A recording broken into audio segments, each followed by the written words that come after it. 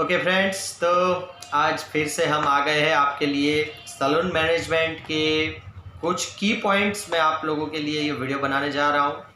तो प्लीज़ आप मेरा वीडियो लाइक कीजिए, शेयर कीजिए और जिसको सैलून मैनेजमेंट की ज़रूरत है सच में, उसके पास ये वीडियो मेरा पहुँचाने में हेल्प कीजिए। Thank you. तो मैं स्टार्ट कर रहा हूँ। हेयर ड्रेसिंग के द्वारा क्लाइंट के हेयर ड्रेसिंग की जो माहिती होती है, सच्ची माहिती, हमारा काम क्या है? सही देना। पहली बात तो ये समझ लो आप कि जो सही होता है ना, सच्चा होता है ना, उसको रोकने वाला कोई नहीं। ये चीज़ आप यहाँ पे रजिस्टर कर लो। सेकंड है, हमारे सैलून में या पार्लर में जो भी प्रोडक्ट यूज़ करते हैं हम, जो भी सर्विस, उसकी पूरी जानकारी हमारे पास और हमारे स्टाफ को बहुत अच्छे से इसकी समझ भी होनी चाहिए और उस पर काम करने का तरीका भी, मतलब टेक्निकल, प्रैक्टिकल और थियरिकल, हम तीनों तरह से बहुत स्ट्रॉन्ग रेडी होना बहुत ही ज़रूरी है। तो उसके आगे आता है सैलून के अंदर कौन सी सर्विस कैसे करना है, वो आपको पता होगा तो आप समझा पाओगे ना। आपको पता नहीं है तो आप कैसे समझा पाओगे? इसीलिए ये सब की पॉइंट्स है। जानता सब है लेकिन करते बहुत कम लोग हैं।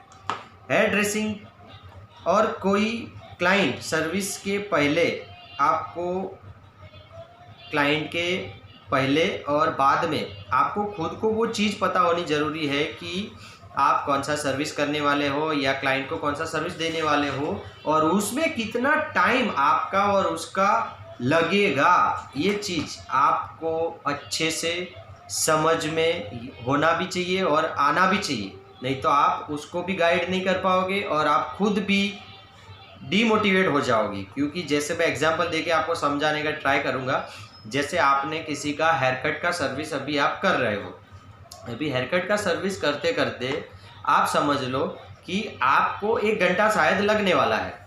वो आपको पता है तो अच्छी बात है, अदरवाइज नहीं पता है तो जैसे ही आप वो क्लाइंट का हेयर कट कर रहे हो और दूसरा क्लाइंट शायद आ गया अचानक, उसको जल्दी है तो वो आपसे मिलने आया। अब जैसे ही वो आया तो उसने पूछा मेरे को ये सर्विस कराना है। अब आपके पास टाइम नहीं है, आप ऑलरेडी बिजी हो, वो क्लाइंट देख रहा है, बट आपने उसको अच्छे से गाइड नहीं किया। जैसे समझ लो कि उसने पूछा कितना टाइम लगेगा, आपने बोला 10-15 मिनट, अब आपका 1 घंटा होने वाला है। तो अब आप समझ लो वो क्लाइंट 15 मिनट वेट करके बैठा, 15 मिनट के बाद वो क्या बोलेगा? कितनी देर है अभी? आप क्या बोलोगे उसको? बस हो गया हो गया। तो ऐसे करते करते फिर आपके और आपके क्लाइंट के बीच में दिक्कत आने का चांस है। इसीलिए आप जो भी सर्विस कर रहे हो उसको आपको टाइम को मैनेज करना है, तो वो चीज़ आपको समझ में आनी चाहिए और ध्यान में रखना है। ओके, उसके बाद आपको उसके साथ प्रॉपर बातचीत करना है। कोई भी क्लाइंट कोई भी सर्विस के लिए आता है तो आपको फर्स्ट फ्लोर उसका अच्छे से कंसल्ट करना है। देखो, काम करना अलग चीज़ है, काम करके देना वो भी एक अलग चीज़ है। उसको समझना और उस हिसाब से उसको हैप्पी करके सर्विस कंप्लीट करना, ये बहुत डिफरेंट है। तो ये सब चीज़ कैसे होती है वो आपको समझने के लिए एक अच्छा प्रोफेशनल एकेडमी ही ज्वाइन करना पड़ता है, जिसमें आपको टेक्निकल, प्रैक्टिकल और थियरिकल सब चीज़ समझाई जाती है। इसीलिए मैं आपको ये की पॉइंट्स देने जा रहा हूँ। और भी आगे है, आप कितने भी बिजी हो लेकिन क्लाइंट के साथ आपको एकदम शांति से बात करनी है। क्योंकि कई बार क्या होता है, हम बिजी शेड्यूल में कभी कभी हमको गुस्सा भी आ जाता है या तो हम उसके साथ अच्छे से बात नहीं करते, तो वो गलत बात है। उसके बाद है, क्लाइंट के सामने आपका दिखाव, मतलब पर्सनालिटी बहुत ही बेहतरीन होना ज़रूरी है। क्योंकि आपका क्लाइंट फर्स्ट फ्लोर आपके पास आएगा तो वो किसको देखेगा? आपको। तो आपका पर्सनालिटी कैसा होना चाहिए? उसको लगना चाहिए कि नहीं भाई, यहाँ पे मेरे लिए कुछ अच्छा मिल सकता है। तो वो चीज़ आपको ध्यान में रखनी है। उसके बाद जिस क्लाइंट के पीछे आपका जो भी टाइमिंग है वो आपका अंदाज होना ज़रूरी है। उसके बाद कोई भी क्लाइंट आपको अपॉइंटमेंट के बगैर आता है तो आप उसको कैसा हेल्प हो सकती हो वो भी आपको समझना है, उसको भी आपको हैंडल करना है।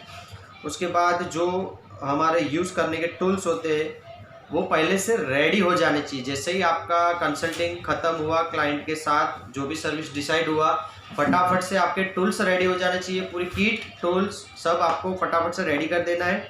उसके बाद जो आपका टूल किट होता है वो आपका नेट एंड क्लीन होना बहुत ही ज़रूरी है। और आपका डेली प्लानिंग होना भी ज़रूरी है।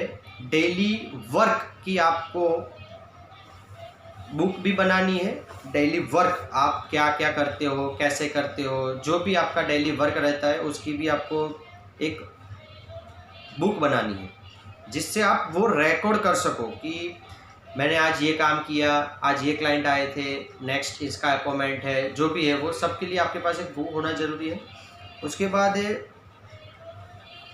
आपके पास जो भी सर्विस और जो भी प्रोडक्ट्स है वो कितना आपका सेल होने वाला है और कितना आपको स्टॉक में करना है, तो वो सब चीज़ों पे भी आपका फोकस रहना चाहिए, ध्यान रहना चाहिए, नहीं तो फिर क्या होगा, प्रॉब्लम आ सकता है।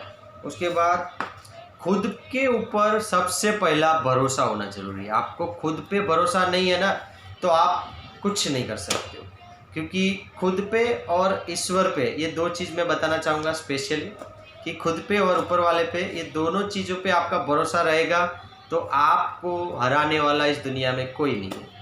ओके, यहाँ पे मैं ये आपका मैनेजमेंट का टॉपिक कंप्लीट कर रहा हूँ। Thank you so much, bye bye, love you India, love you.